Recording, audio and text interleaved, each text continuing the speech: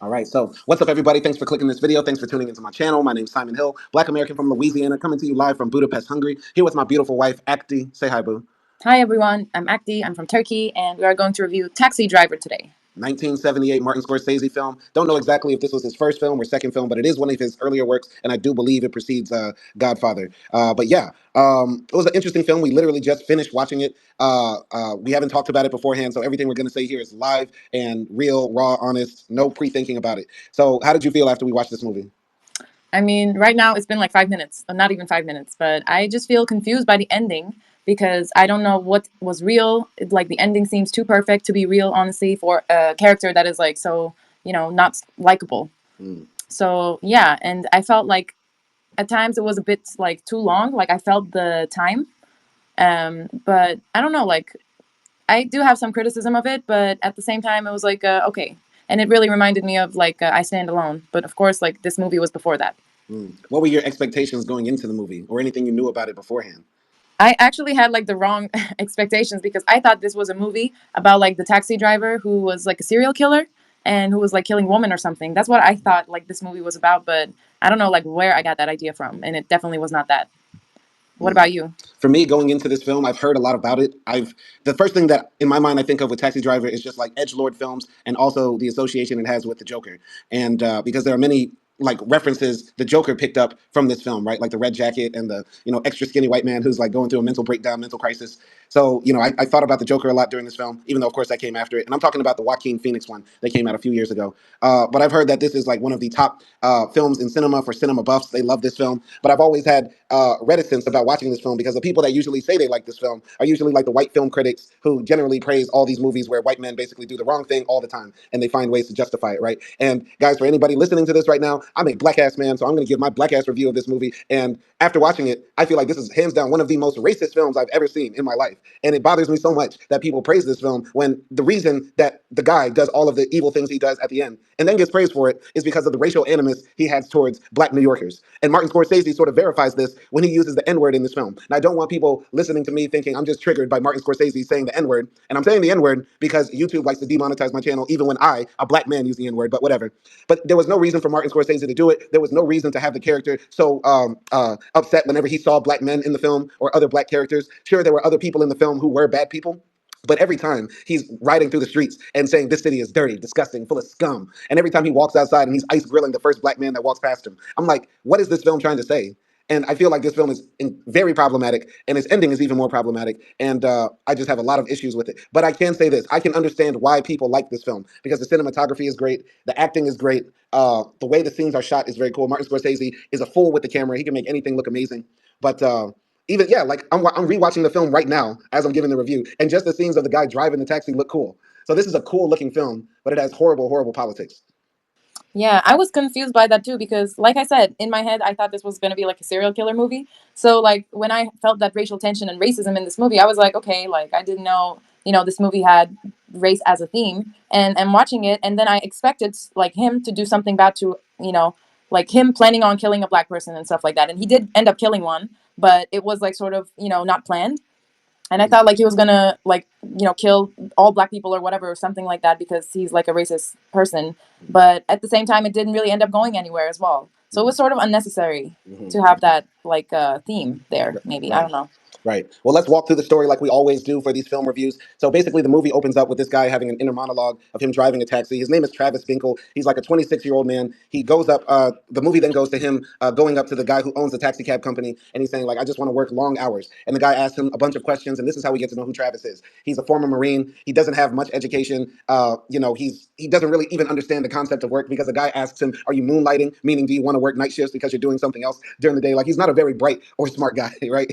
And so the taxi cab driver's like, whatever, man, you can work a lot of hours here. Here's your paperwork, fill it out, blah, blah, blah, blah, blah. Right. And so, yeah, Travis is driving through the streets and the monologue continues. And he's like saying, this city is full of scum. It's dirty. It's nasty and stuff like that.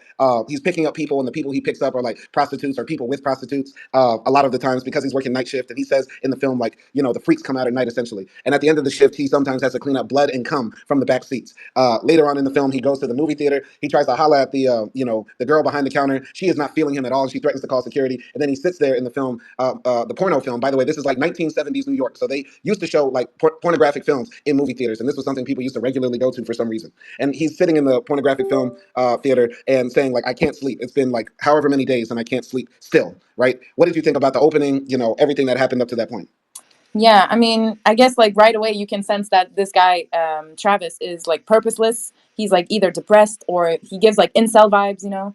So it's like, yeah, like, okay, this guy doesn't really like enjoy life and he's just doing and he's like creating these scenarios in his head about like how people are bad and stuff like that and the world is bad and it needs to be fixed or something like that.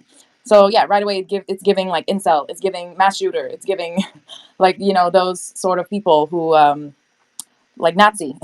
It's giving all those things like in his head. And yeah, at the same time, I was thinking like, damn, like New York does not look good as well. Like yeah, like New York looks filthy, but that's also because like yeah, like he was doing the night shift and he was also maybe hanging out in like the areas where hookers are and stuff like that. So I don't know, but yeah, that's what I was thinking. What about you? Yeah, for me, I forgot to mention this, but he's also writing letters to his family while at home. He's writing letters like saying, "I'm working now. I can make $300 or $400 a week sometimes." And yeah, he's making a ton of money and stuff like that. And what I was thinking was that this movie has the opportunity to talk about the alienation that's created by work and working under capitalism, right? Like if you're a late night taxi driver, you're basically a slave to the meter, right? And even though you might feel like you're making a ton of money, you still have to pay the people that own the cab. You got to pay for the gas and that sort of stuff. So I was like, okay, this movie might have the opportunity to show that workers are being exploited, and this creates alienation in the mind. But I was disappointed at the part when, after he's talking about all the money he's making and he's talking about doing the night shift and stuff like that, he's riding around saying the city is scum. And I was like, this shows like the American mindset. Instead of us focusing on the people that are exploiting us and the work that we're doing, we just focus on each other. We hate each other. We look outside and see prostitutes, poor people, pimps, drug dealers, drug pushers, drug users, and we say those are the people that are ruining my life. And I just wish I could wipe all of this away so I can still be poor and work for the man. You get what I'm saying? That was disappointing to see in the film. I'm like, why are you thinking like this, man? Why are you thinking like this? Yeah, exactly. I mean, several times in the movie, when Travis is asked about his political views and what he thinks about politics and all of those things, he doesn't know anything about politics. He doesn't know who's running or what their like goals are and stuff like that. So that shows to us maybe like yeah, he's sort of taking this easy, hateful way to just hate on other people instead of like trying to change from the like root of the Right. cause, which is like the politicians and the people who rule us. Right, right. And speaking of politics, moving on in the story, Travis is driving around the city, and one day he sees this beautiful blonde, blue hair woman walk into an office, and he's saying nobody could touch her. And this girl turns out to be Betsy, this woman who's working as the director of helping get this guy named Palantine elected to office. And Palantine is like a left wing candidate, and we know so because there's this other guy in the office. I believe his name is Jerry or something like that. He has like a fro, and he's like, we need to focus on this social welfare program, which lets you know that this guy is like more left wing and stuff like that. And so Travis at first is like stalking outside the office, but he's like really lusting after her. He's working the late night shifts again, and as he's working that late night shift, one time there's this young girl who gets into his cab and is like, I want to go home. And her pimp comes and like grabs her and like says, "Come on, get out the car, B," and stuff like that. And the pimp just throws like $20 into the cab and stuff like that. And I thought this part was interesting because now we're starting to see, okay, Travis's relationships with women and how he views situations with women and stuff like that. But what did you think of that situation and everything up to that? Yeah, I mean, yeah, like I think I don't know. His view of women is like they are someone to protect and rescue, and they should be pure, pure. And if they are not pure, like then they are also like scum, like anybody else, and stuff like that. Mm-hmm. And obviously, I don't know. Like I feel like his feelings were for specifically white women, because I mean we don't really see him like interacting with a black woman, so I'm not gonna speak for that. But yeah, it's weird also because I feel like in the movie they're trying to show us why Travis feels that way. Like he feels bad when he sees like this young girl being beaten around and stuff like that. I mean, we don't really see like his face because he doesn't really react to anything. Mm-hmm. But maybe we can sort of guess like how he's feeling about it. Mm-hmm. But it's like when things actually happen, he's too pussy to do anything. Like he's not standing up for the lady or whatever, but Mm-hmm. he's constantly like creating scenarios in his head like we should clean up the city, but Mm-hmm. when there is actually opportunity to do it, he doesn't do it. Right, right, right.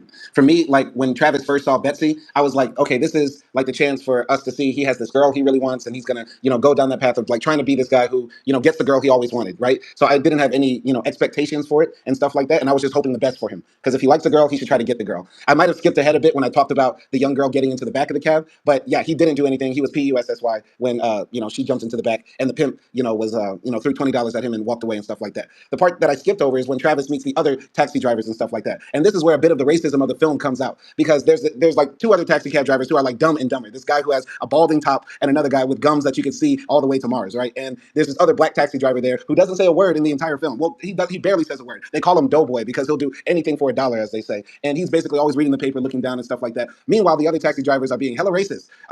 Travis earlier in the film said, some taxi drivers don't pick up spooks. And if you don't know what a spook is a racial term for black people. And then when he's sitting down with these other taxi drivers, they're like, oh, Travis, you work the night shift. I bet you've heard of a bunch of crazy stories. Yeah, we just heard about this taxi driver who got cut up by somebody. Yeah, it's Mau Mau land out there. And if you don't know what Mau Mau means, Mau Mau's were the people in Kenya who were fighting to get the British out of Kenya. And that's a racist term to call like anywhere black people live, like savages or Africa and stuff like that. And in that same scene, when Travis first meets the other taxi drivers, there's like some well-dressed black men who are sitting in the cafe where he's at with the other taxi drivers, and they look hella menacing and hella dangerous, even though they're just like guys who are having like lunch and stuff like that. And Travis ice grills them, they ice grill him back. And I'm like, what is this movie really trying to say? And one of the other taxi drivers tells Travis, you need to get a gun. You need to get a gun to protect yourself. What did you think about that scene? I mean, I did not know any like of those terms meant really. I don't know, I was just like listening to them and I did not know what they meant. But now that you tell me, like, yeah, that is pretty offensive. And yeah, I feel like maybe the movie is trying to say like, okay, this guy has a lot of different problems and he's definitely a racist. And, it's also maybe reflective of that time a little bit, because it's like the 70s in New York and people still use like racial slurs and stuff like that. And it's a bit of an everyday thing that happens during that time.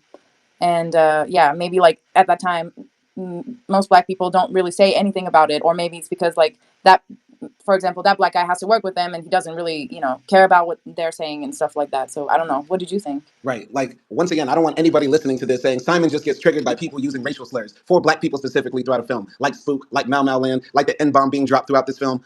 I'm not tripping off of that because we did the review for Trading Places earlier this year, a 1980s film. All they do is drop racial slurs against black people in there. There's coded attacks on black people in there. I'm not tripping off of that. I'm not tripping off that. I can watch an old film and appreciate it and look past the racial undertones because I do understand that language changes over time, customs change over time, culture changes over time. But to make the central part of this film the motivation for Travis to turn up on the world the way he did, all the black people that he sees throughout the film who are doing wrong, doing evil and stuff like that. I'm not feeling that. I'm not feeling that. Why did he have to see the scum of New York City as black people walking outside, black people in a cafe? Yes, there was a black person later who does rob a liquor store, but that's literally the only black person we see do something bad, other than the kids who like throw eggs at his car or something like that. Why is this like how Travis reaches that point where he just reaches his breaking point? You get what I'm saying? And jump into the comments right here. Matt Villain, he said, it's been years since I've seen this film. I know Todd Phillips used some of this as inspiration for Joker 2019. Yeah, we mentioned that at the beginning of this live stream, so play it back. But yeah, let us know what you thought about this, Matt Villain, if you have any comments about it. But yeah, acting. Anything you want to say? I don't know. I'm trying to get into the mind of like Travis and why they chose to do it like that, and like really in his actions, there isn't really like anything else he does later in the movie that's just like based on, his hate for black people. We know he hates black people, but No, then I he wouldn't. really, I wouldn't say that. I wouldn't say he hates black people. No. Well, I think the but problem. he's No, passive aggressive towards no, them, no, no, no. I don't think there's any racism actually in Travis at all. I think there's racism in the mind of Martin Scorsese to write this, direct this, or tell the story this way. Mm. I mean, yeah, that could be him. I don't know. I'm just trying to think like why they put it like that. And maybe I was just going to say that maybe thinking of like the character Travis is that he like in the movie we see him like just being like stressed whenever he's around black people and he grills them and stuff like that. So but he never really has the guts to, do anything towards them. Instead he's focusing on like pimps or politicians. Right. And maybe I was going to say like he deep down he knows like black people are not the problem of his problem. Right. Once again, I want to make this clear. I don't know where you're going with it, acting. My problem is not in Travis of himself because Travis is not racist as far as I see in the film. In fact, Travis didn't even actually use any racial slurs other than saying other taxi drivers don't pick up black people. But he did use the word spooks in that. I'm not tripping off of Travis. I'm tripping off of the idea that this story is trying to tell. So Travis, in my opinion, I don't know about Actie's opinion. Travis is not a racist. But whoever wrote this is definitely racist or directing this movie this way, in my opinion. Okay. I just thought like the way he looks at black people was a bit uncomfortable. Yes, he doesn't say like any racial slurs or whatever, but yeah, that was just my observation. All right. But yeah, moving on. So Travis eventually like goes up into the office where Betsy works and tries to approach her. He like wears this red jacket with khaki pants, which is a big fashion faux pas. The police should have showed up and said, "Sir, you're breaking all sorts of fashion codes. We have to take you in, sir, for questioning." That's wrong. That's wrong. Whose idea was that? He goes up to Betsy and he actually tries to spit some game, and the game was actually kind of hard. He goes up to her and says like, "You look lonely. You're always sitting at this desk by yourself. You don't look like you have connections with people." He was actually dropping some bars on her, and he actually was able to convince her to go out to lunch with him later that day at around 4 o'clock. o'clock, and they go out to eat at 4 o'clock. And Travis orders like pie with cheese, which was disgusting. Like this man got no taste, no taste in fashion, no taste in food, no taste in music. What are you eating, my boy? What? None of the food in this film looked appetizing. I'm so glad we live in 2024, where we got spices, where we have very nobody ate meat. There's no food in this movie. Yeah, I mean, this is the worst. Like that's a disgrace to Italians. Yeah, yeah. As an Italian, Robert De Niro should have done better than that. But what did you think of Travis and Betsy's like first date? Yeah, I mean, I was like you said, I was also rooting for Travis a little bit because I was like, okay, so maybe he's trying to be normal. He's trying something. And like you said, his game was okay, and Hmm. he made himself look like different, like someone who's smart, or like he was saying like, oh, I sense that you have no purpose in your life, Hmm. and I can give that to you, or something like that. Hmm. So he made himself look like he could see things that other people don't see in Betty, or whatever like that. So yeah, he was like doing good in the beginning. Yeah, I thought his game on the date was pretty cool. Like he was trying to be funny. He dropped a joke like, I'm gonna get a sign one day in my room that says I need to be organized, right? And she didn't get it, and he had to explain it to her. But he didn't laugh at the end. I was like, okay, all right, he needs some game skills. He need to get better at conversation. But yeah, one problem with Travis's game on hollering at Betsy is that he's dropping salt on another man. So he's like, yo, that other guy in your office, I don't like him. And I was thinking, like, bro, you don't even know him. You don't even know this man, but you're hating on Betsy's coworkers, and that wasn't cool. Like, that was not the way to get to Betsy. And I think Betsy was turned off a bit by him like that. But I think there was a difference in the way people interacted in the '70s. Like, women then, I feel like those gender roles were a bit more strict. So this guy busting into her office wearing a suit, saying, "Take me out. I'm going to take you out on a date." She was like more accepting of that, and at the date, she was like willing to listen to this guy's stupid stories because unfortunately at that time, like women were still like beholden to men. Like they didn't have much autonomy outside of being somebody's wife. You get what I'm saying? So Yeah, I was thinking like something similar. I was thinking, okay, this is so toxic masculinity because he's like trying to, close her to something that hmm he wants because he was saying like you shouldn't, talk with him that much or something like that. So hmm it was like so toxic. But then I told myself like, okay, I guess this is how you flirted in the '70s, just toxic masculinity. yeah, definitely, definitely. So yeah, once again, like people listening, like we can put our minds back in the time. Like we can understand the context of the era. So like when we see, Travis burst in and say, "We're going out to a date," like it makes sense. It makes sense for the time, right? But yeah, the thing is, Travis wants to volunteer and work for the Palatine campaign, but he's not really familiar with politics at all. Like, what did you think about including this political angle to this story? I mean, it just felt like a little bit of adding it to Travis's character. Like I said in the beginning, like he's so concerned the way the world is, but he doesn't even know about politics, and it feels like he's not reading anything, or he's not actually doing something important, like to like he's not doing something important, but in his mind he's thinking all these important thoughts. Hmm. But he never actually does anything substantial to add to his education or the way he thinks or his cause. Hmm. So Hmm. for me, it was kind of showing that. But what did you think? Yeah, I thought this political angle to the film definitely makes this a political film whenever you discuss it or talk about it. Because Palantine, Betsy's association with the left, all that sort of stuff, that's a plot point in the film. And the way Travis is acting, makes him seem like to the right of Palantine. And that goes to the next scene because Travis actually is driving his taxi late at night and he picks up Palantine and he starts telling Palantine in the backseat, "Hey, Mr. Palantine, I'm your biggest fan. I tell everybody to vote for you and stuff like that." And Mr. Palantine says, "Thank you, Travis. That's your name, as I see on the card in front of the taxi. Let me ask you something, Travis. What's the number one thing wrong with America?" And Travis says, I just think this city is full of scum. It's full of dirty, nasty, disgusting things. Sometimes I walk outside and I just smell it in the air. And we just need somebody to just clean the whole effing place out, like flush the whole thing down the toilet. And Palantine is in the back seat, like, ugh, like, ugh. You get what I'm saying? And it's like, there's two ways of interpreting like how Travis said it. Because honestly, you could interpret that as him saying like the city needs cleaning up, literally. Because like New York City back in like the '70s used to have a major trash problem. They literally the garbage men went on strike because they weren't getting paid. So there were like weeks in New York City where the trash would pile up. And this is a major thing if you read the newspapers and the stories from back then in the '70s in New York. So he might literally be talking about that, but he might also be talking about the prostitutes, pimps, drug dealers, pushers, and all that sort of stuff in the city, right? So yeah, Palantine is definitely not on that type of time because if Travis had any brain cells at all, he would know that Palantine wants to create social welfare programs and actually try to clean up the streets, but in a way that's more holistic rather than just saying let's round everybody up and burn the whole city down. But what did you think of that scene? Yeah, I mean, I thought like yeah, he was doing it to sort of in his head, I guess, get closer to Betsy also, and also like maybe he wanted to be someone important. Maybe he thought the guy would say, "Oh, you're a bright little kid" or something like that. I don't know, and hire him or whatever. Hmm. So in his head, I felt like he was trying to be important and the sociable person that he's not because like we don't really see him smile that much with any other customers, right? Hmm. Hmm. So it was like him like just acting a little bit, Hmm. and yeah, with the stuff he said, I felt like the guy Palantine, he was uncomfortable, but he didn't really like say anything, and he was just like, well, this is crazy guy, I don't know how he's my fan, and he probably thought like, okay, this guy doesn't know anything about what I do and I stand for. I don't Right, know. exactly. It's like if you met Joe Biden and like you were like Biden asked you, "Hey, what do you want in America?" and you said, "Yeah, I want to kick out all the immigrants and ban abortion." Biden would be like, "Ugh, like what is this nigga talking about?" You get what I'm Yeah. saying? Anyway, Matt Villainy got a comment for you. He said, "Not the toxic masculinity acting, crying emoji." You want to reply? What do you mean not the toxic masculinity? I don't know. I think he was triggered by that. I think he was triggered. Well, it was the 70s. Like, what can I do? It was toxic. I think he's trying to say like that phrase in and of itself is toxic because a lot of guys don't like to hear the phrase toxic masculinity because we feel like it's an attack on manhood itself. We're not realizing that there are toxic things that we do as men that hurt ourselves. But I don't think the people that follow me are on that type of time, low key. I don't know. I mean, masculinity is different from toxic masculinity. And in the movie, like he just met this girl, and this is the first date, and he tells her to like not see the other guy. For me, that's toxic masculinity because like he's not her anything. Mhm. So that's why I said toxic masculinity. I got you. I got you.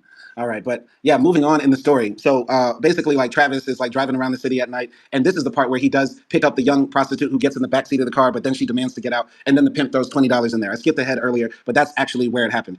He drives around late at night.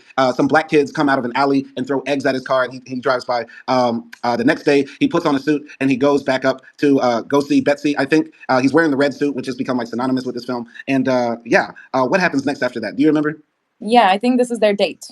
Okay, this is Like their date to the movies. yeah, like their official date to the movies, and Travis takes her to adult movie Right, right, screening, right. like the Swedish sexual porno movie, something like that. Hmm. And they go inside, and there are like these scenes of people having sex, and they like yeah, Betsy becomes uncomfortable and she gets out of the movie theater, and Right. Travis follows her, and he's like, I didn't know you weren't into these type of movies. Like who takes a person to a porno in the first like date? I have That to was say crazy. this. Travis didn't have good taste and he wasn't like cultured at all. Like, Betsy referenced something about a song and Travis was like, I don't listen to that song. I don't know anything about music or anything like that. And this is, I think, one of the big faults about this movie is that Travis is a man alone. They reference his family. He writes to his mother and stuff like that, but there's no background on who he is. And I find it hard to imagine there's no man, no person that doesn't know a song at least, doesn't know, that maybe pornography is not the right type of film to take a girl to and stuff like that. Now, to be fair, he does mention like, oh, other couples go to this movie and maybe it was the 70s and back then couples did go to see porn. I mean, after you and I, we watched the movie Love, right? That's basically pornography. So, I mean, maybe it was different back then, but still, it doesn't seem appropriate on the first date. He didn't have any social awareness, which makes me think that Travis might have been autistic before autistic was a thing, maybe, because he didn't know social cues. I mean, he definitely had something like going on with him, Hmm. but at the same time, like I said, it was like he wanted to change the world and he had this ideology, right? But he Hmm. didn't actually do anything to improve himself, and I think that was the reason. Like what he saw as art or as a date night or something fun to do was going to an erotic movie Hmm. and Hmm. having popcorn there and stuff like that. Like he didn't see probably normal movies, Right, or he just like he drives the taxi all day. He, I don't know, listens to the radio or something, but right, he doesn't really pay attention to that because he's always so busy with whatever going on in his head and right, in his right. mind. So maybe that's why, like, I mean, he was a pretty isolated guy. Right. The thing So about Travis is so ironic. He always complains about the scum in society, but he takes a girl to a dirty movie theater where right outside there are prostitutes walking on the street. Like he's literally everything that he says that he hates about this world. yeah, exactly. I mean, yeah, like he thinks the pimps and the prostitutes are dirty and stuff like that, and then like what he's doing is not so different. And even like Betty says it. Betty says like, "Why would you take me to a movie like this? This is just basically saying let's f right here." Like Yeah. you're basically saying that to me, and it's like how Travis is responding is like he truly does not understand why Betty gets upset. Yeah. Like he's responding like that. Like I didn't know you don't like this type of movies. Like Right. he assumed that Betty is also like always goes to the erotic movies. Right, but I'm gonna keep it real. If you're a man and you're a player, you've been outside, you done effed up. You done took a girl to the wrong place on a date, right? Like, you might have taken her to I don't know, like Chipotle. You think that's a good first date, or Starbucks, or something like that. But I guess Starbucks is no longer a good first date. Like, you never know how somebody might react to a first date. But a porno is definitely out of the question, right? You don't take the girl that you just met to the sex dungeon. You get what I'm saying? So, Yeah, like it might not be maybe what the girl expected, mhm. but yeah, like doing like something overly sexual in the first date is just a no. Yeah. It's a Matt no Villainy no. got a comment for you, Acty. He says toxicity is toxicity. Women can do it just as well as men. You want to reply? Okay. It is. I do agree with you, but there is a toxic masculinity that women cannot do it. If Right. that makes sense. Like there are some things that women don't do it or cannot do it or don't think to do it because of the how world is. Right. So that's why I guess it's toxic masculinity. That's why we call it. But yeah, I should not be sexist towards men. So I'll just call it toxicity. No, that's your opinion. I feel like saying that there's toxic femininity is like saying that there's reverse racism, as if black people can do the same thing to white people like they do to us, right? I can call a white person a cracker. A white person can literally burn my house down, rape my mother, and then get away with it. A white person can shoot me in the back if he's a police officer and get away with it. A white person can find a way to discriminate against me for getting a job and get away with it. And all I can do is call them crackers. You get what I'm saying? So saying toxic femininity, of course, there's toxic femininity, right? There's women. I feel like toxic femininity is mostly drawn towards other women, though, in practicing patriarchy. This is why women call other women sluts. This is why other women slut shame other women. You get what I'm saying? Or say that, why are you wearing that? Or fat shame other women and stuff like that. Yeah. Everything toxic feminine is mostly used to uphold the patriarchy, in my opinion. But Yeah. this is why my channel got 3,000 views, because I will never be that guy on YouTube talking red pill talking points. Like, I'm always gonna speak up for the oppressed, the dispossessed, and nobody likes that. But hey, whatever. Go ahead. You got something to say? No, I mean, yeah, you did sum it up good. Like, yeah, there is toxic femininity, but like you said, it's usually towards other women, Right, I right. guess. And like other toxic stuff that women do is just toxic Yeah. because, yeah, some of them men do too, but some of them they're only like just things that men do. Yeah, yeah. But moving on in the story, basically, Betsy is very upset that Travis took him to a dirty movie. One more thing I want to say about that part of the film, because we're about to get to Martin Scorsese's blatant racism for writing and directing this film. But Travis says when they go into the porno film that a lot of couples go there, right? And when Travis and Betsy are leaving the film because Betsy got upset about watching this porno, you do see a couple in there, and it's a black couple. And I do think people might watch this film and say, oh, yeah, couples do go there, but they're the degenerate couples. And if you watch this film, you notice that all the black people in it are viewed as degenerates by and large, right? Now, later on that day, or later on in the film, basically, Travis tries to call Betsy. Betsy's not having it. She don't want to meet up with him. Travis is upset. He's driving around in his taxi, and he picks up this guy wearing a suit and who has a beard. And the guy says, pull over. And the guy gets upset at Travis because he turned off the meter. He said, turn on the meter, turn on the meter. Did I tell you to turn off the meter? Don't write anything down. I want you to look up at that window up there at that apartment. You see that silhouette by the window? That's my wife. But that's not my apartment. That's my wife, but that's not my apartment. Guess whose apartment that is? It's a nigger's. My wife is in an apartment with a nigger. And guess what I'm gonna do to my wife? I'm a killer. I'm gonna kill my wife for sleeping with a nigger. I'm gonna blow her brains out with a Magnum 45. You ever seen what a Magnum does to a woman's face? It'll blow her. Like, why did Martin Scorsese have to do this? That had nothing to do with the film at all. But that just drives the point home that this film is based on racial intent. It's based on racial hatred for black people and motivating Travis to do the things that he does. Because that scene doesn't correlate to anything else in the film other than the idea that there are men who are here to violate white women. Therefore, Travis needs to take brutal force to make sure that white women are not violated. That's what I took from that film when we see also how it ends. And that's why I have to say this is by far one of the most problematic films I've seen. You feel me? And it triggers me as a black man knowing that there are so many film critics who look at this and say, great cinema. Oh, this is such a fantastic, wonderful American art form film, stuff like that. When basically this film can go to hell, honestly, by what it's saying. You get what I'm, and it bothers me that this film is spread around the world too. Europeans love this film. Latin Americans love this film. I've had people say that this is one of their favorite films of all time. But your Mm. favorite film of all time has the director saying, I'm going to kill my wife because she's sleeping with a nigger. Are we really talking right now? What are we talking about? Go ahead. Yeah. Do you think like yeah, like when you say like this, I do feel like maybe sometimes directors like Martin Scorsese or Gaspar Noé as well, maybe, I don't know. Um yeah, maybe they're just like they can like write these scenarios in movies and then say it's just a movie or I'm just like doing a theme here. You know, I don't really think like that. This is just a depiction of a racist or whatever and they can like hide behind that and also like other people who watch this movie and see it don't really think that oh, like this is the director that's thinking this and putting it there, but they really just focus on the characters. So it just gets like hidden, you know, by the viewers and also the director can hide behind it. Right, right. That's what bothers me about this, because Martin Scorsese didn't have to jump in the scene. He did not have to be in this film at all. But he literally said, I want to be here so I can say this. He could have wanted to kill his wife because his wife was sleeping with a man, presumably a white man, or any guy. But you make it a point to say, my wife is sleeping with a nigger. And make that point very blatantly clear. So from that part of the film, I was like, okay, I don't know where this exactly is going. I tried to give this film so many like chances, right? Because I didn't want to ruin the experience for myself or also for AKDI 2 when we were watching it. When we were watching it, I was dead silent. But I was thinking in my mind, what is the point of that? I know it's the 70s, right? I know people talk different back then. I can understand that.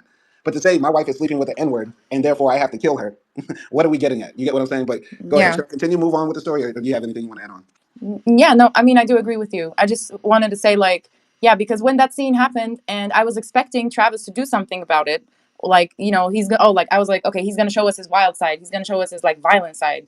Or, like, he's going to go up there and shoot a person. Or, I don't know, the guy at the back of the taxi. Mhm. I'm like, okay, something is going to happen because then why would they put it here? But then nothing happened, like you Mhm. said. And you're kind of, like, left empty feeling like, okay, why was this there? Yeah. Well, That's we what I know why wanted it's to there say. later. We Yeah. know why it's there later. But anyway, moving on in the story, basically Travis meets up with his other, taxi driver friends, and Doughboy, the black taxi driver who's always reading the paper, says his first line. He says, "Hey, Travis, you owe me them $5." And Travis takes some time to get the money out, and Travis actually looks a bit pissed that he's actually giving this man money that he owes. And then Doughboy calls him his nickname. Doughboy says, "You go, killer," and he points at Travis and says that. And Travis is like sort of disturbed that he says this to him. And then when Travis walks outside of the cafe, there's a young black man walking by, minding his own business. Maybe he's up to no good, maybe he's not. But Travis just ice grills him and stares at him under this red light. And then later on, they get into like some issues with like some prostitutes or pimps later on in the street. But the fact that Travis stared this person down and walked him down, the way it's directed, it makes you think like Travis really got an issue with all the minorities and different people in the city that he doesn't like. And then one of the most interesting conversations in the film happens. Travis is outside talking to like the balding taxi driver, and this guy says, work is sort of like what you become. You do a thing and you are that thing. You're a taxi driver, you are that. Some guys are lawyers, some people are doctors, we're taxi drivers, and that's just what we are. I've been driving taxis for 17 years and I still don't own my cab. And I guess I don't own my cab because I don't want to. And that was a very interesting conversation, right? Like, because I believe that relates to like how under the system of capitalism, we sort of do inhabit the jobs that we become. I'm a teacher and I view my life as being revolved around teaching because that's where I make income, that's where I feed myself, my family, that sort of stuff. And so we take on the identities of our jobs because capitalism forces us to see ourselves as the things we are in the system, right? Forgetting that we are people, individuals outside of that. You get what I'm saying? When somebody asks, who are you? You would say, I'm Simon and I'm a teacher, right? You don't say, I'm a man, I'm a Muslim, I'm none of that, because that's not how we operate, at least in the Anglophone world. You get what I'm saying? But yeah, I thought that was an interesting conversation. What did you think about it?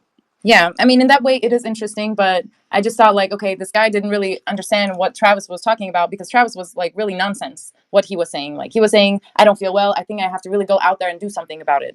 That's what he was saying. And maybe, like, the other guy in my head understood it, like, okay, like, he's depressed, he's going to commit suicide or something like that. And I do agree with what you said. And, like, the fact that Travis is a taxi driver and, I don't know, like, he's sort of like, taxi drivers know the city very well, right? They know a lot of people that are like working and living in certain streets and stuff like that.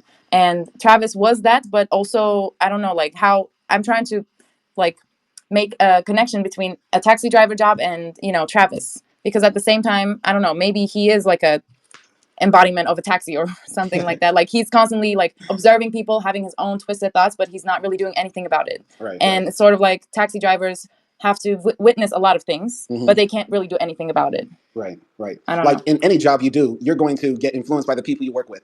I talk to people all day as an English teacher, trying to teach them, struggling with their language issues and obstacles, helping them reach new heights, new goals. The good times and bad times, you get influenced by that and you learn a lot. You're going to be a psychologist one day and you're going to be dealing with a darker side of people, a heavier side of people, and that might influence you. So yeah, there is some truth to the idea like what we do as our jobs does influence us and become us to a degree, but it is not us as who we are as people. But I believe what that taxi driver was doing was sort of like, brainwashing Travis in a way, like making him forcibly believe, that he is what he does, but we aren't what we do. We are something else completely. We're human beings first. But our boy Avery Adams, shout out to Avery Adams, always up in the live streams, always up in the chat. Big dog right here. He said, if we stand it on business, I'll whoop Travis ass low key. That's funny. That's funny. Oh man. Anyway, you got something you want to say, acting? No, no. Nothing at all. I mean, I said it. I mean, I do agree with you on Yeah, like the job part. So yeah. yeah, yeah.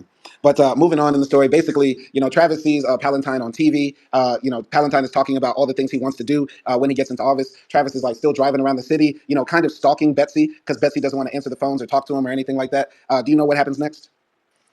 Yeah, I think like he basically is constantly calling her, but she's like, I think at this point she was thinking Travis was a stalker or something like that. Hmm. And what happens after that? Then I, he starts like, he wants to get a gun. No, isn't that the No, no, part? no. So later on in the story, Travis is like driving down the street late at night, and I believe he almost hits like two pairs of girls. Two girls are walking by, and as the girls, walk past the car, Travis is like slowly like, following them in the car, and the girls are like, "Why is this weirdo like following us?" And the girls are like, "Don't look at him, ignore him." And then the girls see like two other guys, and they say, "Hey, can we walk with you?" And the two guys take the girls away, and Travis speeds off mad, which makes me think like Travis just really needed some coochie, like seriously, he needed some love. But yeah, what did you think of that?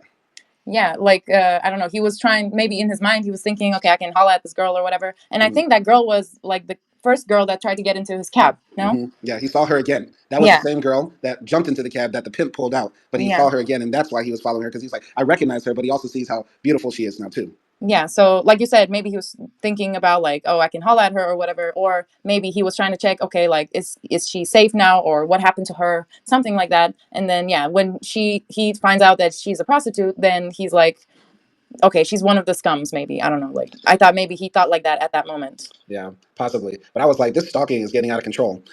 Moving on in the story, though, basically Travis meets up with this guy who's a arms dealer. He gets the hookup from one of his taxi driver friends because Travis says, I need a gun, I need a piece. So he meets up with this guy who shows him all these different weapons, magnums, P90s, revolvers.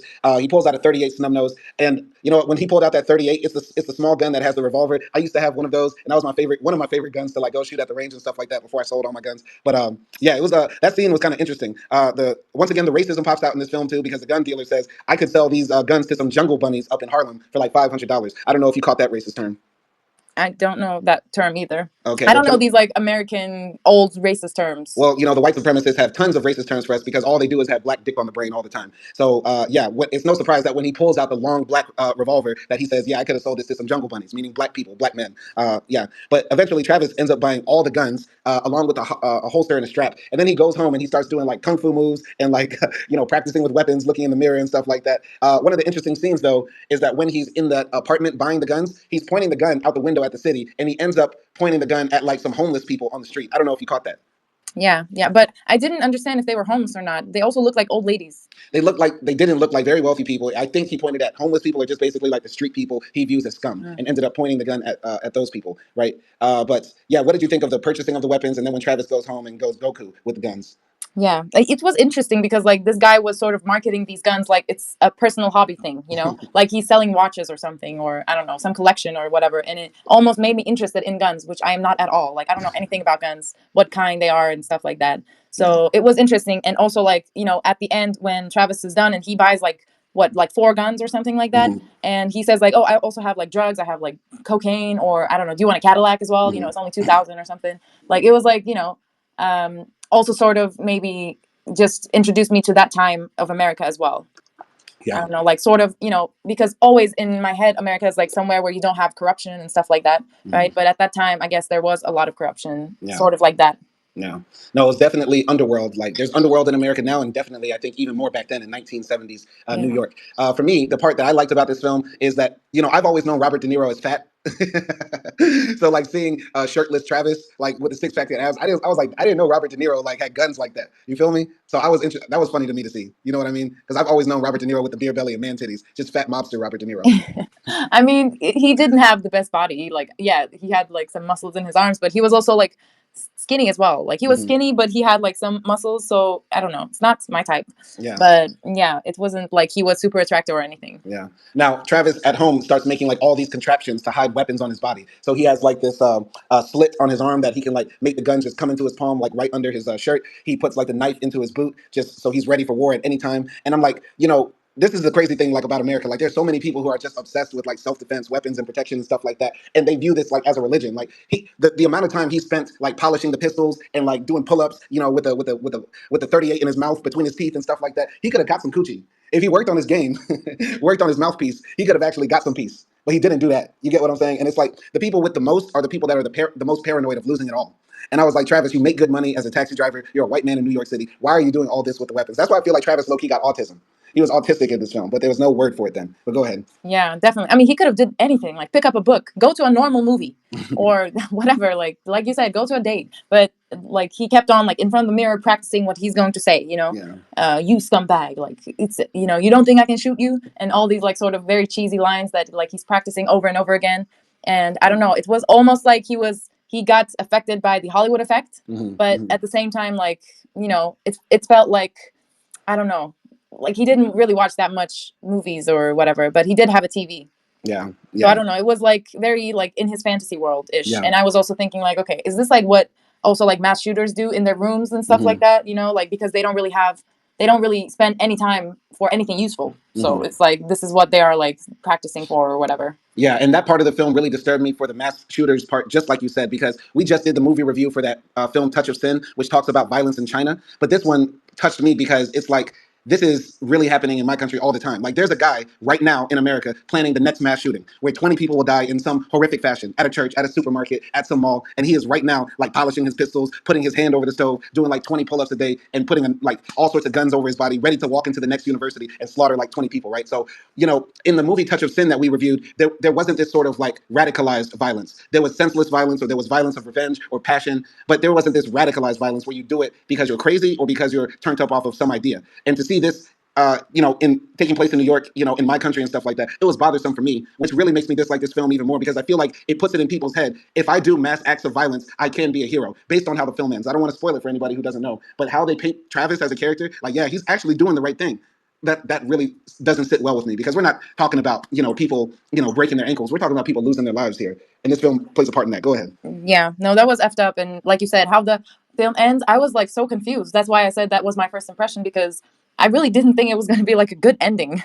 So it was like, okay, I was like, what just happened? Like, yeah, but exactly. Like, there's definitely that sort of feeling that you get that Travis, just like those people who are like mass shooters or like just, I don't know, people who hate like certain groups of people and, fascists and Nazis and stuff like that, that they think that they need to like clear the world of badness or whatever. Like those people, I feel like they are up in their rooms, they are fantasizing about like their ideologies, they're delusional. They think like they are the strongest, the toughest guy because they are so isolated. Yeah.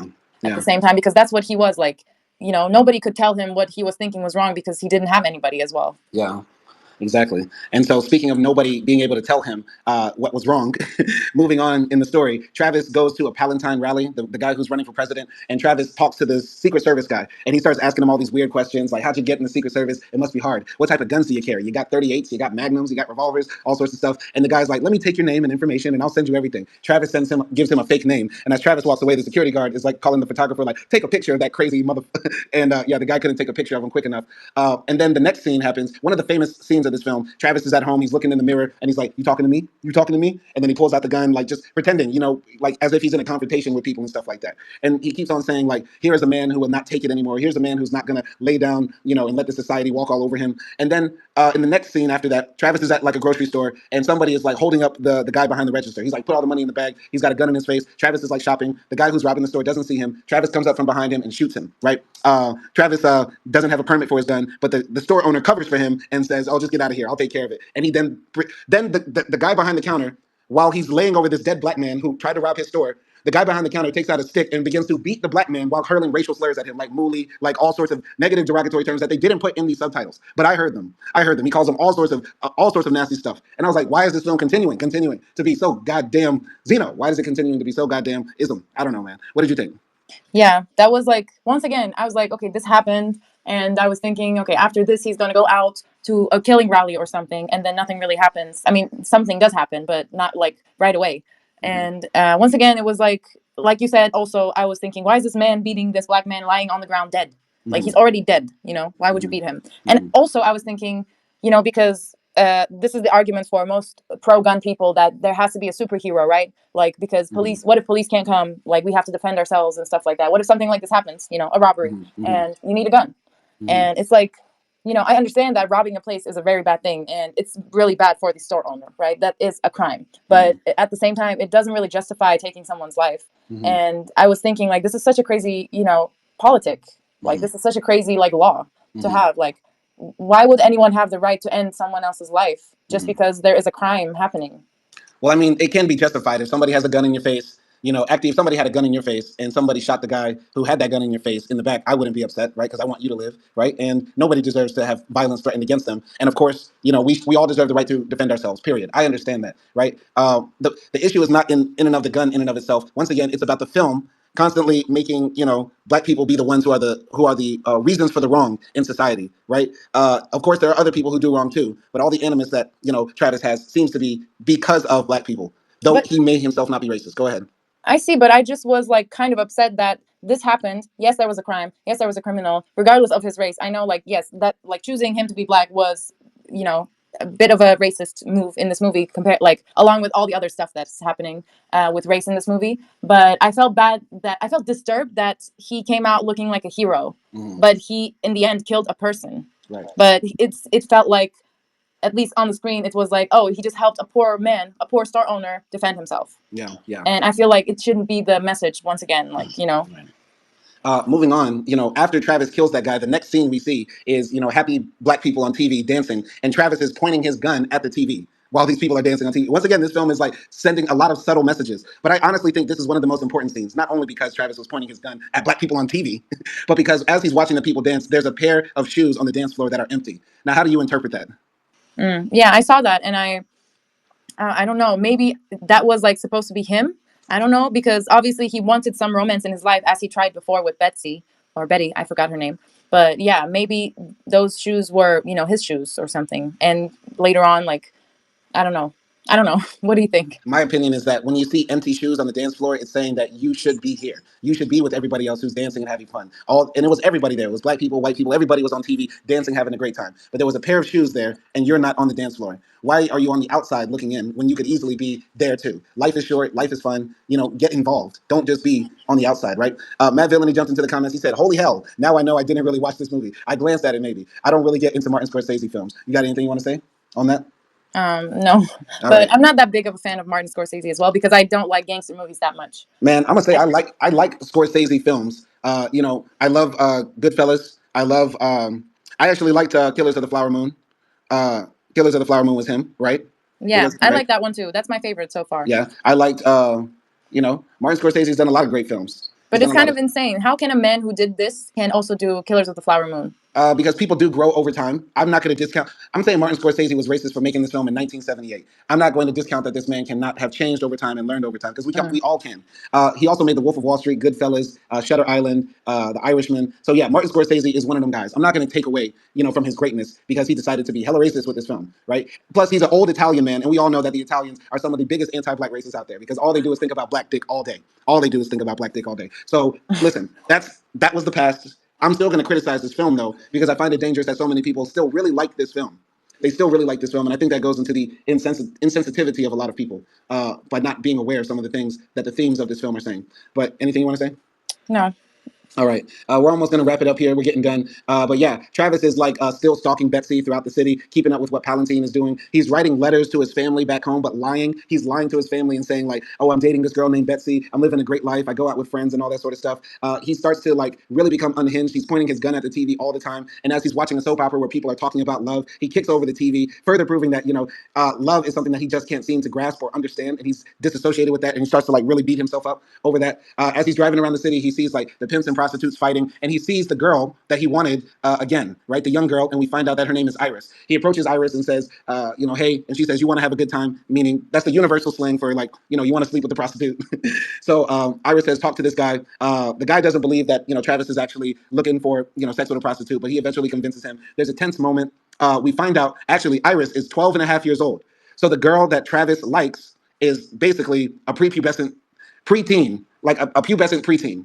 Wow, wow. And so Travis like agrees to like go and sleep with her. He pays money to the pimp. He goes upstairs, pays some more money to go inside. And as he's sitting down talking with Iris, he's like, "I'm trying to save you. I'm trying to save you. I'm trying to be Captain Saver." What did you think about that? Yeah, I mean, I don't know if he was like romantically in love with the girl. Maybe once again he was having that like, I have to, clean this world, I have to clean the city type of thing, and maybe he was attracted to her in the beginning, but after he learned she was super young, maybe then he wasn't. But I'm also thinking, okay, so like when he first tried to have this romantic relationship with Betsy, it didn't go well because of like what because he approached it like too sexually.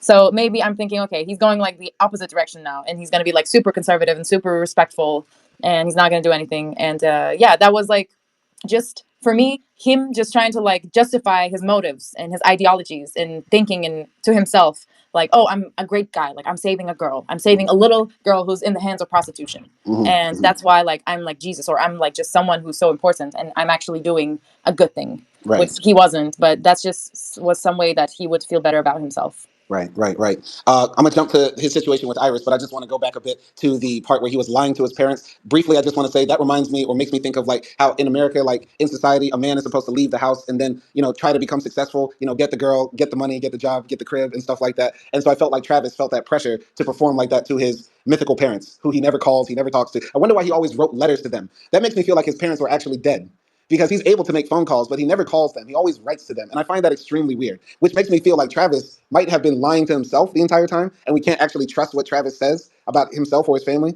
Because why would you write to your family instead of just calling them? You get what I'm saying? I don't know. What do you think? Is there anything you want to add on to that? I mean, like I think during that time it was normal to write letters. And once again, he was like isolated, so like talking to his parents, he probably didn't want to do that, or he probably didn't want to be that close to his parents. Mm. So he always kept a distance by just sending them like a letter. Right, right. All right, and jump into Iris ahead of time. When if you've been outside and you've like met prostitutes, I think you will run across underage prostitutes like once in your life. And I had that happen to me. You feel this might sound crazy. I might sound because most people don't really deal with prostitutes. I just realized what came out of my mouth, and that might have sounded crazy to people. But if you've lived a life and you've been outside, I feel like you're gonna run into working girls. I feel like that. But that's me. I'm different, man. I'm different. I'm weird. But Okay, I it was sounded like you're a regular customer. no, not it sounded like I was a regular customer, but I'm saying like if you've been man, I used to live in Miami. That's I'm gonna just leave it at that.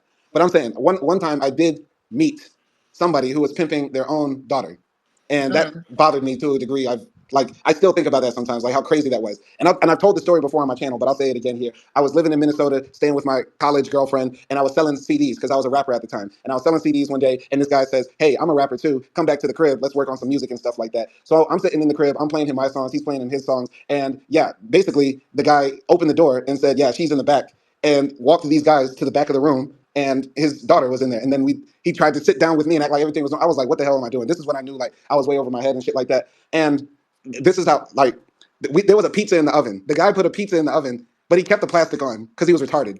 And so the house started to catch fire because the pizza was in the plastic in the oven, and then everybody left the house, and that was my like chance to like get out of there in that situation. That sounds crazy. Nobody's gonna like whatever. When Travis met Iris in that case, I knew the story you told me before, I told you this is like but that's still a crazy story. right. And yeah, that was like God saving you. Right, like from being like caught up in like some other shit. You get what I'm saying? Because I was Yeah. like so out of it at that point. I didn't know what the fuck was happening. But like when Travis met Iris and found out she was 12 and stuff like that, I went back to that moment in my life and I was like, what should I have done? Should I have gone in there tried to save her and stuff like that? Because it was just me with this older guy in the house. I was like, what am I supposed to do? So I felt for Travis in this case, and I was like, in this situation, Travis, like, why are you always trying to like save people in the sense? You know what I mean? Because Iris says to him, you know what, I can leave anytime. Sport. She calls the guy Sport. Yeah, Sport doesn't do anything bad to me. He doesn't beat me. He doesn't hurt me. We have a thing going on. And Travis is like, no, you shouldn't do this. Travis talks bad about you. Come with me and let's go have dinner or lunch or something like that. And then they go out to a cafe, and then we really see that this girl is actually like, really young. She doesn't have breasts. She's eating like jelly and sugar on a sandwich like a child. And I'm like, oh God, this is bad. Like that really is a child. But then in a later scene, we see Iris and Sport, her pimp, like have like a romantic moment. And then Travis is like at the gun range, like shooting like just basically like shooting targets and stuff like that. So I thought that was interesting. Once again, Travis is trying to save the world, but he doesn't have love. And meanwhile, other people in his orbit or people that he wants to be around have real love in their life, and that's motivating them to be happy and keep on going. Do you follow me? What I'm saying here? Yeah, but like, okay, so maybe Iris has love, but that love is pedo. It's very It's not okay, and we can't really know. Okay, like because she's 12 years old, we can't really know if she's being brainwashed, or like we don't know what she lived with her family before coming to this place in her life. We don't know if she even had parents, and because she talked about going to like some commune and like just living there, right? So we don't know like why she's in that place. She doesn't seem uncomfortable with it. She seems okay with it, and yet Travis is like telling her like, oh, you think you're cool just because you're selling your body? That's not cool. I'm cool because I'm telling you to like go get out of here, and I'm giving you the money. So he's basically also like trying to brainwash her. And yeah, like he's trying to do something good. Yeah, of course, like he's trying to save her, but she never says that she needs saving. right. And yeah, once again, I feel like this is just Travis, because his life is so empty. He's just focusing on other things to like cover up the fact that he doesn't have anything or he doesn't have anyone. And also, he's a young guy, but he probably doesn't have any really future. Right. We know that he didn't go to school, Hmm. or he doesn't have good education and stuff like that. So, and he joined the army, right? But he got kicked out. So Right. it's like he doesn't have a future. So to distract himself from all of those personal problems, he's just trying to be the savior. Right. But I'll be honest, like what Travis tried to do was noble. It's actually a good thing, to try to get a young girl who is not even a teen out of prostitution. So I actually think Travis was doing a good thing. And I take back earlier what I said when I was like, Travis, why are you always trying to save people? Because this is actually coming from a good place. But I don't think Travis has love in his life and understands what love can make you do, because the scene between Sport and Iris is very tender. It's like, of course, it is very, how can I say, statutory, of course, because Sport is a much older man with this young girl, but it is actually coming from like some genuineness and tenderness. We never see, well, actually at the beginning, we do see Sport like be abusive to Iris and stuff like that, right? Because he tells like, bitch, get out the car. He does do that. But, in other moments of the film, other people are having a good time. They're living their lives, but Travis always is bitter. You get what I'm saying? So that's all I have to say. Yeah, I guess. I mean, we don't really know if the girl is going to take Travis's like a recommendation and go away and stuff like that, because like you said, it does seem like she's happy where she is, but I Mhm. cannot like look at that and see it as a tender loving relationship. It does look like that on the screen, but it's just in Yeah. my head there are thousands of thoughts of hate going out to this man. So Okay. yeah. All right, so we're about to wrap it up. This is basically the end of the movie. So Travis, says to Iris, we're gonna try to get you home and stuff like that. Travis basically goes home, gets all his guns, his knife, everything set up in his body. He writes a letter to Iris saying that when you get this, I'll be dead, and puts money in an envelope and sends it off to postage for Pennsylvania or something where Iris is from, because Iris doesn't want to go back home to her parents because she says her parents hate her. Palantine, the presidential candidate, is having a big rally in New York, and Travis goes out there, and he goes out there with his mohawk. He shaved off all of his head, and I actually thought this would have been a good time in the film for them to show that scene because I was waiting for that. Like everybody's seen the image of Taxi Driver with Robert De Niro with the mohawk, but I thought there was going to be a scene where he's like shaving his head and there's like that intensity. But no, he just shows up to the rally with the mohawk. Palantine gives like this big speech, and his slogan is "We are the people. We're no longer going to fight in foreign wars and stuff like that and die for the rich." Because this movie comes right after Vietnam, so there's still a lot of that sentiment in the air. Palantine almost gets assassinated by Travis when he tries to pull out his gun, but the guard, the Secret Service guard who saw Travis earlier, is like, "That's the guy," and Travis runs away from the scene. He then goes home, drinks a beer, like shakes his head. Very weird. I thought that scene was funny. Did you find that scene funny? Like when he goes home and drinks the beer? Did you Yeah, notice I was that? like, what is he doing? I mean, it was weird. Yeah. So he goes home, drinks the beer, and then later on that night, he drives up to the spot where Sport, the pimp, is, and the pimp doesn't recognize him because now he has a mohawk. They get into an argument, and Travis shoots him in the gut. He then walks and sits on the stoop. He doesn't run away. He just walks to another stoop and sits there.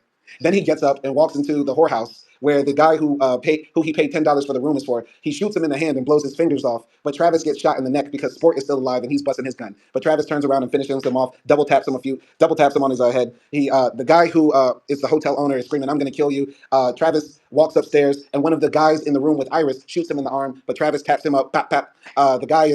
The guy who owns the hotel is like screaming over Travis, "I'm going to kill you." Travis fights with him, stabs him in the hand, blows his brains out. Iris is screaming, like, "Please don't shoot, please don't shoot." And Travis is like laying on the couch, bleeding out. The police come, the police find Travis. Travis puts his bloody finger to his head and goes pow pow, like suicide sign. Then the camera pans up and, we see all the people outside crowding around this place. The movie then goes to the next scene, and there's all these newspaper clippings of Taxi Cab Hero takes on gangsters. Taxi Cab Hero about to make a full recovery. Taxi Cab Hero saves prostitutes, and parents are happy. Meanwhile, the letter that Iris's mother and father wrote to Travis is being read, and they're saying, "Thank you, Travis, for what you did. You saved our daughter. We appreciate you so much. She's back at home with us. She's back at school, and we hope you make a full recovery. And good job on killing those gangsters." And Travis is back hanging out with his taxi cab buddies. He does one late night drive, and guess who's in the back seat? Betsy, the girl he's always loved. And Betsy's like, "I saw you in the newspaper, Travis." And he's like, "Yeah, sometimes they make a big deal out of nothing." He drops Betsy off at her house. Betsy says, "What do I owe you?" And Travis says, "So long." Like, bye. And that's the end of the movie. Like, what did you think of that? Like when we saw it? I mean, okay, first of all, about like yes, the political rally scene was okay, like it was cool or whatever. We were sort of expecting something with Palantine because he was like obsessed with him, and also after that when he goes to the this like prostitution house, and there I felt like all the gun scenes were a bit, I didn't feel it. Maybe it's probably because of the time, because it is in like 76, and I didn't think it held up to this Mm, time. mm, But I can pass over, look over that, like it's fine. But it was a bit cringe, like the whole scene. And then the letter comes, and I'm like, okay, like this is weird. And here I'm starting to think maybe this part is not real. Is this like his imagination? But then like we see Travis with his taxi buddies, right? And they're mm. talking and stuff like that. And then I'm thinking, okay, now maybe this is the reality, and he survived.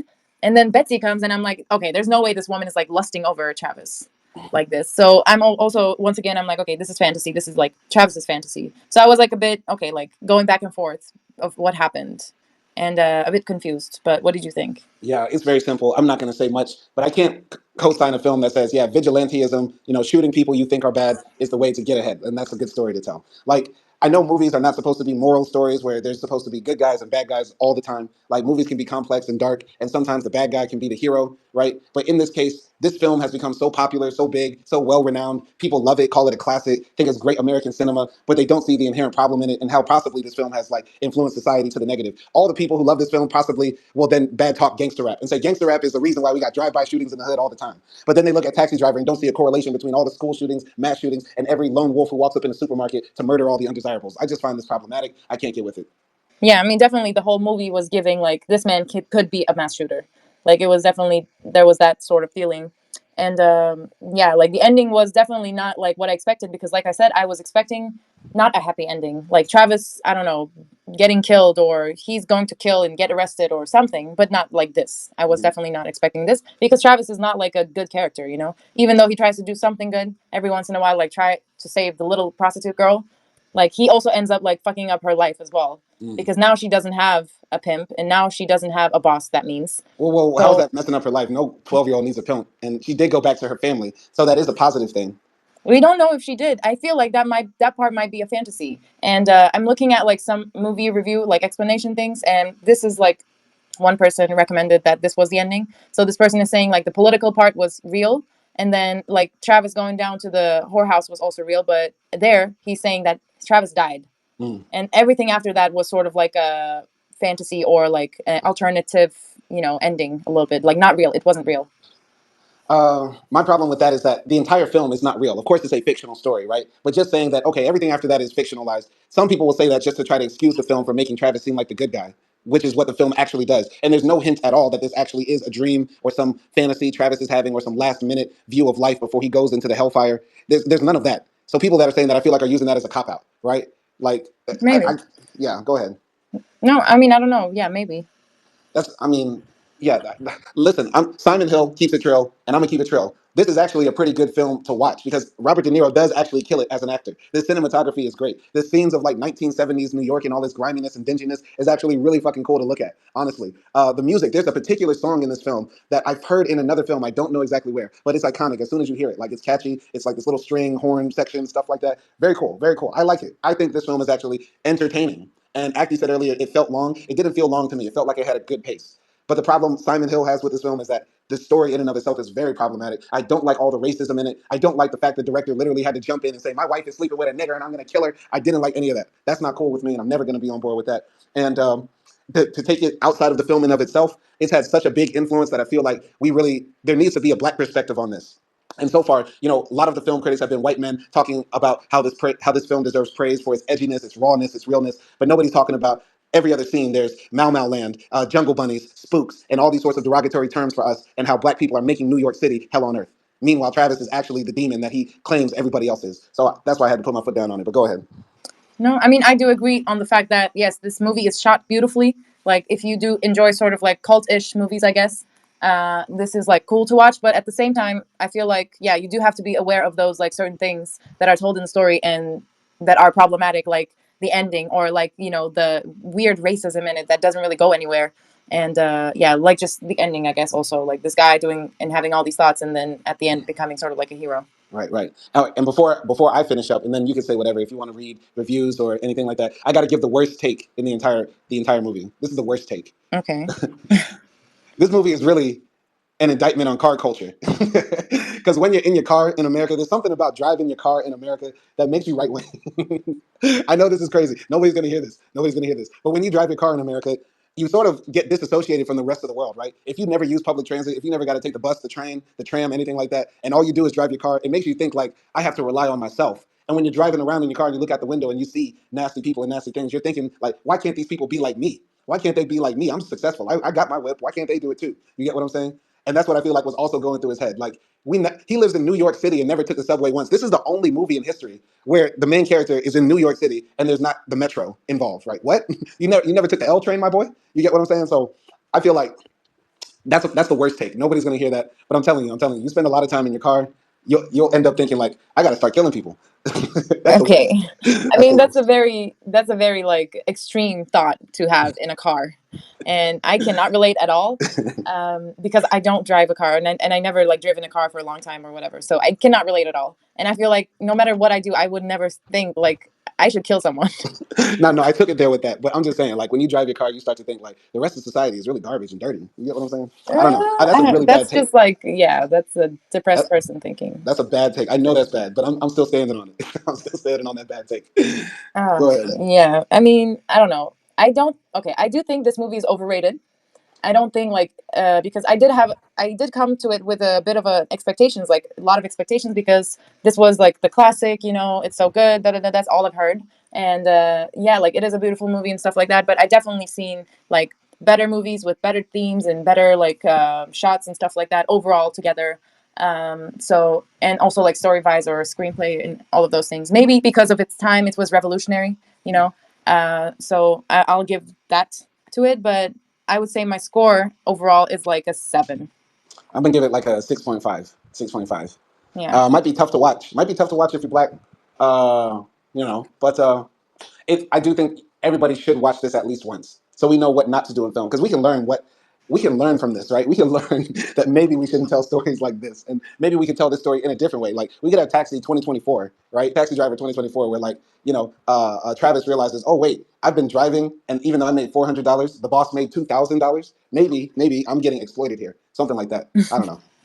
Yeah, or Travis falls in love with like a black girl and Okay, he gets over his racism. well that happened in real life to the real Robert De Niro. Oh, okay. I did not Yeah, know. you didn't know that Robert De Niro loved the sisters. Well, that's good for him. Anyway, so yeah, this has been a crazy review. Matt Villainy left a comment. He said Simon been out here, man. And he also said I hate driving, as in Matt Villainy says he hates driving. But in Louisiana, you gotta drive, man. You gotta drive. That's it. That's all you can do. But yeah, this has been an interesting review. Would like to know what other people think about this film. I see we got Avery here, we got Matt Villainy here. You guys can always jump into these live streams, leave comments. I want other people to talk on these things too. It's not just meant for me and acting. It's like this is for the world. You feel me? So everybody's always welcome here. If y'all have any movie requests, let us know. Matt Villainy, we would like to get you on for another live stream. Avery, you're always welcome. I would like to do something you would want to suggest. But let us know what films you want. It's about 2 a.m. where I'm at, so we're about to go to sleep and then head out to work. So y'all be easy and peace.